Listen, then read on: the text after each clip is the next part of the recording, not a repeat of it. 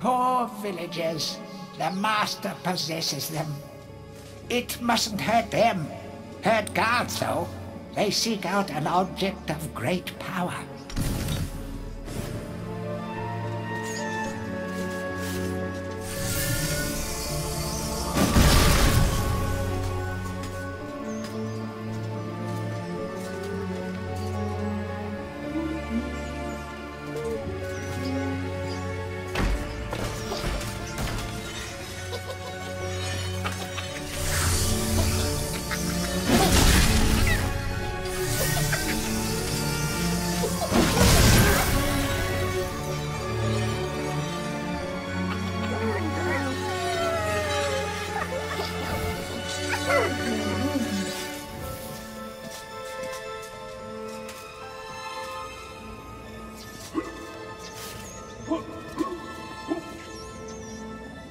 A crucifix once stood here, but the mayor took it. Find a replacement and see how the church should really look.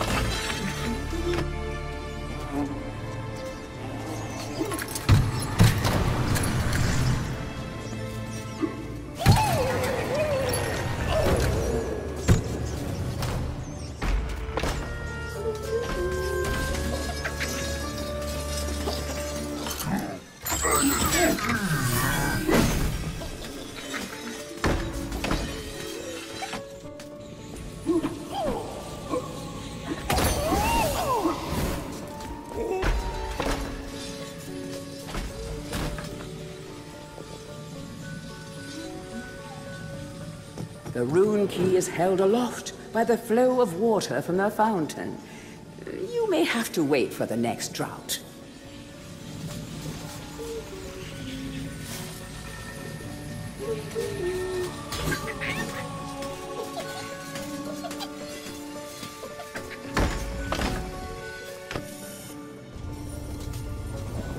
Blacksmith's month. Old man Willie Green of Gallowstown was awarded Smithy of the Season by our readers. His outstanding casts have produced many intricate and hard-wearing iron goods and sculptures. Willie only uses the finest of metals in his work, and is particularly noted for his magnificent busts. Old man Willie was quoted as saying, "Aye, when I get pumping on me bellows, there's no stopping me. It's all in the rhythm, up and down, up and down. I've always been inspired by the stories of Stanya Ironhewer, the greatest smithy there ever was."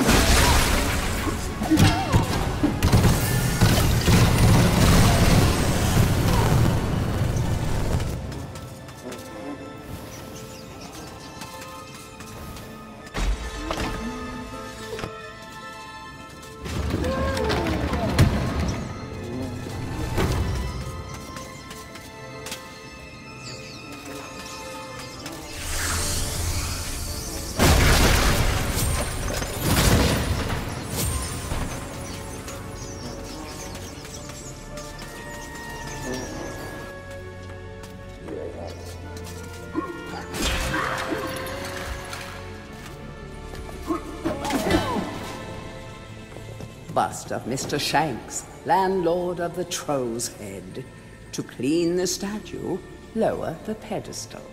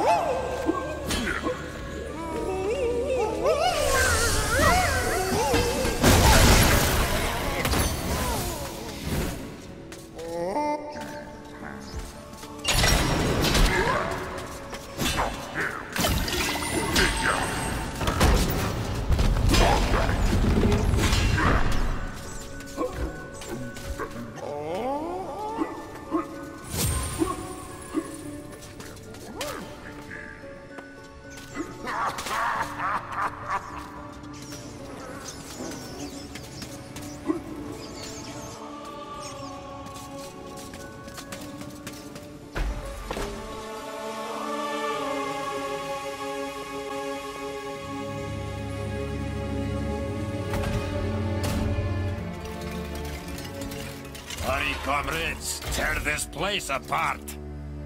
If we don't find the shadow artifact, Lord Zarek will have us mocking out the demons for the next millennium.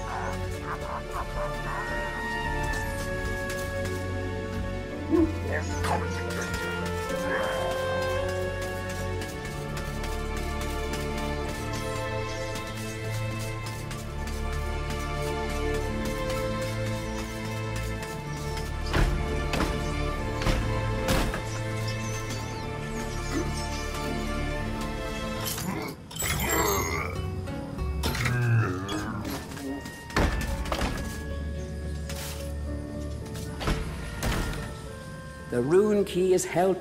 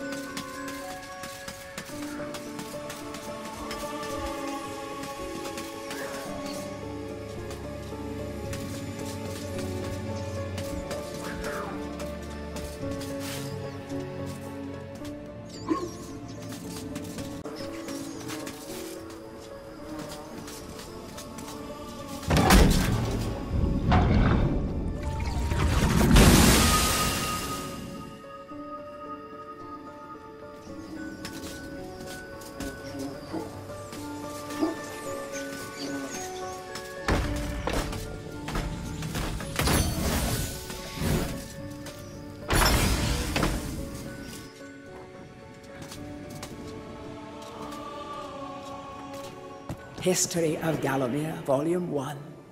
During the dark time that was Gallowmere's not too distant past, it was King Peregrine who thwarted Xeroc the Necromancer and his plan to enslave the land.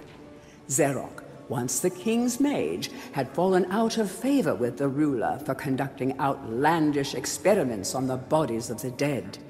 It was said that deep within Peregrine Castle, the dead were restless. The dead are to be honored, not kept as the playthings of alchemists, declared King Peregrine as he banished Xeroc from the castle. All of Xeroc's living dead were routed out and destroyed. Xeroc, being an unforgiving soul, went into hiding and vowed to wreak his revenge on the king. History of Gallowmere, Volume 2. Rumors of ill-doing and dark deeds abounded through the land of Gallowmere. It was whispered that Xeroc had employed the aid of shadowy demons to help build a vast castle. Under the cover of night, Xeroc's dark army spilled forth from their corrupt haven. The army marched south across the Silver Mountains and through the Silver Woods. Soon afterwards, even the Pumpkin Lands belonged to Xeroc. The folk of Gallows Town cried out for help. "Save us, good King Peregrine." Retaliation was swift and violent. King Peregrine's forces, led by the brave Sir Fortescue, drove Xeroc's army back from Gallows Town. Oh, there was much rejoicing, but the war was not yet over. History of Gallowmere, Volume 3. News that Xeroc's army had now taken the Floodlands caused much concern. From this vantage point, Xeroc could march west to take the Enchanted Forest. This sacred place would prove a bitter defeat if it fell into the hands of the evil sorcerer. It was Sir Dan Fortescue who once again led the king's militia to rid the demon host from the land. Yet the evil wizard was cunning and had prepared an ambush. Titanic battle ensued, of which history has never seen the like. It is said that the day would have gone to Xeroc, but for the skill and valor of one man. Fortescue led the charge deep into the massed ranks of the undead, felling Xeroc's bodyguard, the fearful Lord Kodok, and before finally succumbing to his own mortal wounds, slew the traitorous sorcerer with a mighty sweep of his sword.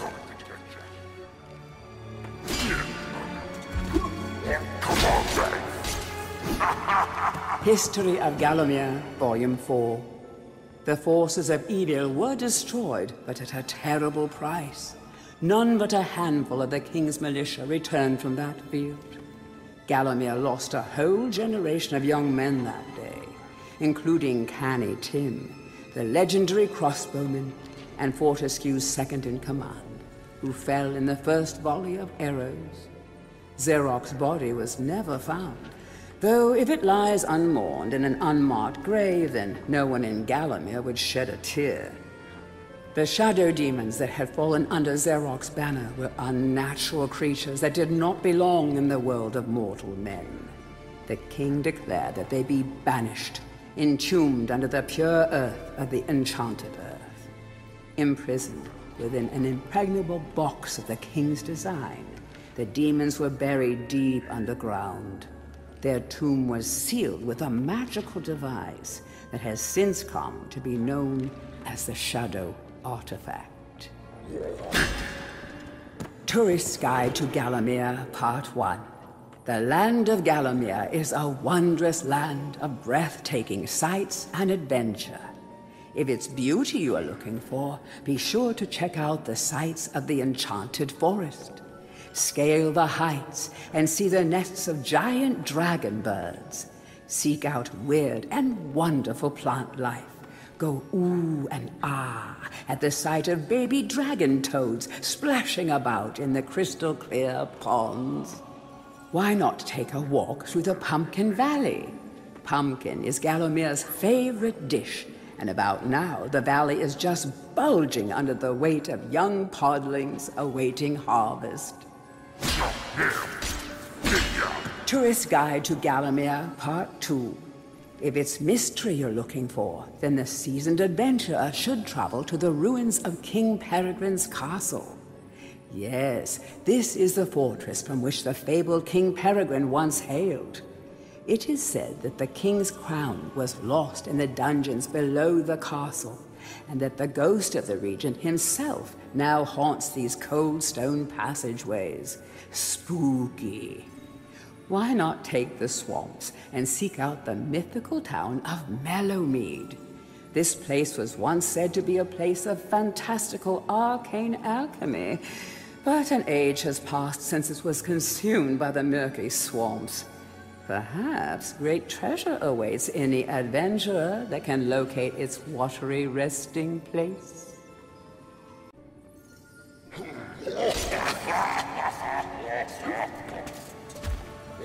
Heroes from History, a retrospective. Chapter 1.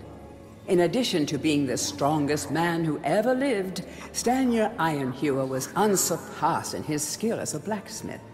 He was equally happy pounding on his anvil at home as he was pounding on someone's head in battle. It was said that his only fear was the end of the village smithy as the focus of manufacture, in favor of more centralized units. As if.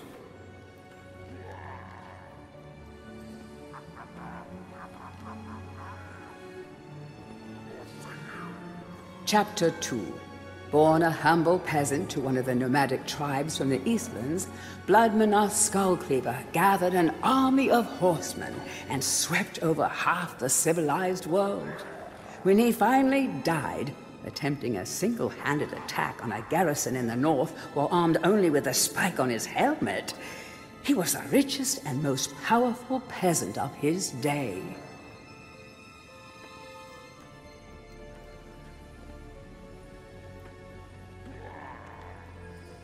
Chapter 3. Carl Sterngard spent most of his formative years under siege at his family castle. With his impregnable magic shield, Sterngard's motto was, "The best form of attack is defense." Sadly, his shield couldn't protect him against poor eating habits, and he died during a post-battle feast. while swallowing a large sausage he had failed to chew.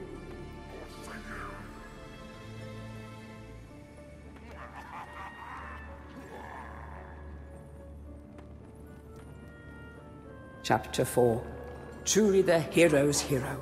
Woden the Mighty was fearless, single-minded, and uncompromising.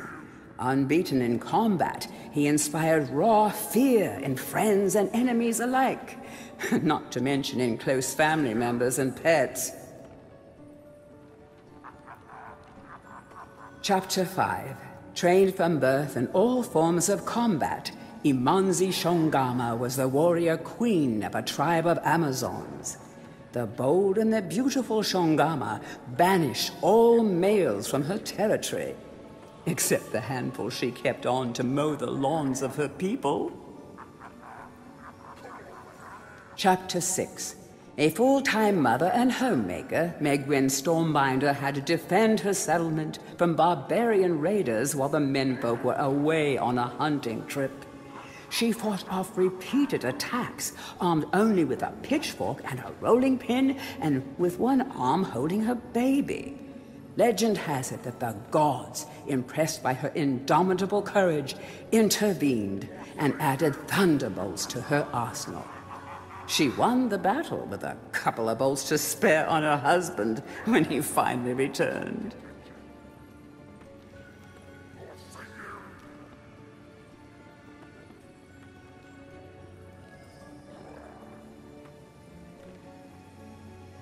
Chapter 7. Dirk Steadfast was a fearsome opponent thanks to his magic sword and a firmly held belief that only women defend themselves. Real men are always on the attack. He was a friend and contemporary of Carl Sterngard, and was with him even to the end. It was whilst Steadfast was explaining his views on Sterngard's shield during a feast that the latter had his tragic and inexplicable accident.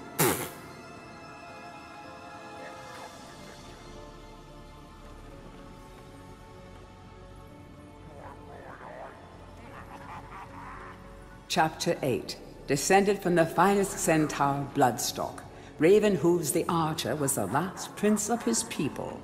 A proud and haughty aristocrat, he was an accomplished hunter, sportsman, duelist, playboy, raconteur, and 3 times Derby winner.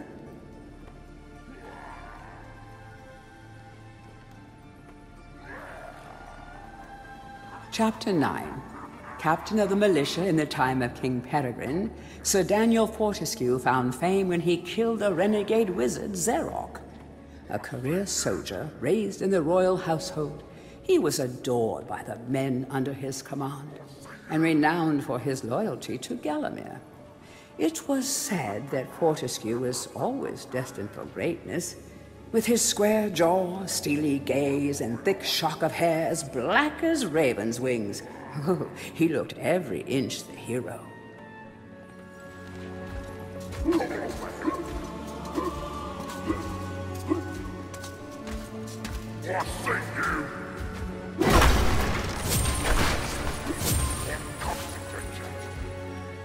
To whom it may concern, I must make haste, for Zerok's men will be here within the hour. I have taken the crucifix from the church. It is the key to a key. I used the cross to make the attached cast. Then I had it destroyed. It is my hope that this cast falls into the hands of a just and good hero. Signed, the town mayor.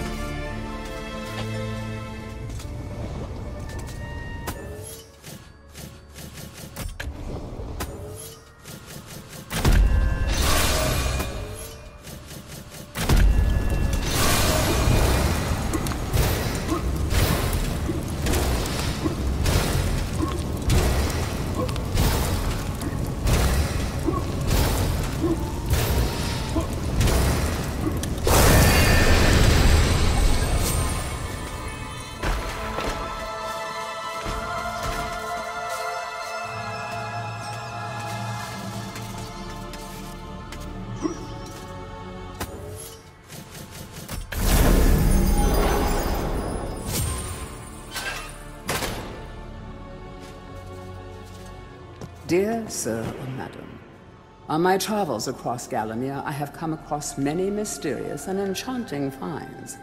However, that which filled me with deepest dread was that bully boy Zarok will stop at nothing to retrieve this item.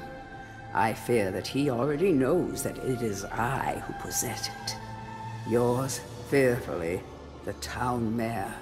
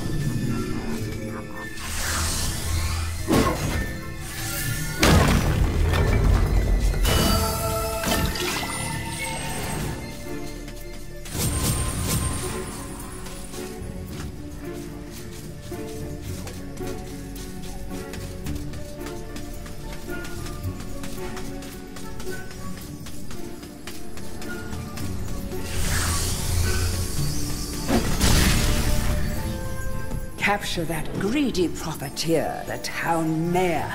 Take him to the asylum dungeons. Give the fat boy a good going over. Locate the shadow artifact. Bring me back something nice.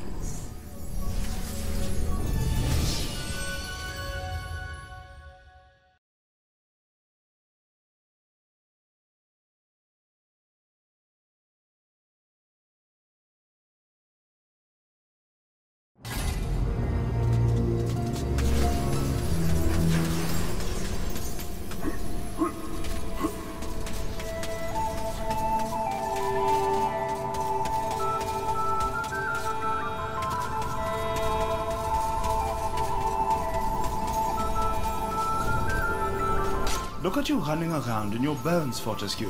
You're so nouveau dead. I, Ravenhooves, last prince of the Centaurs, have not galloped the earth in over 10,000 years. Do yourself a favor, Fortescue. Take my longbow, more powerful than a crossbow. The option of flaming arrows, it is truly the weapon of noblemen.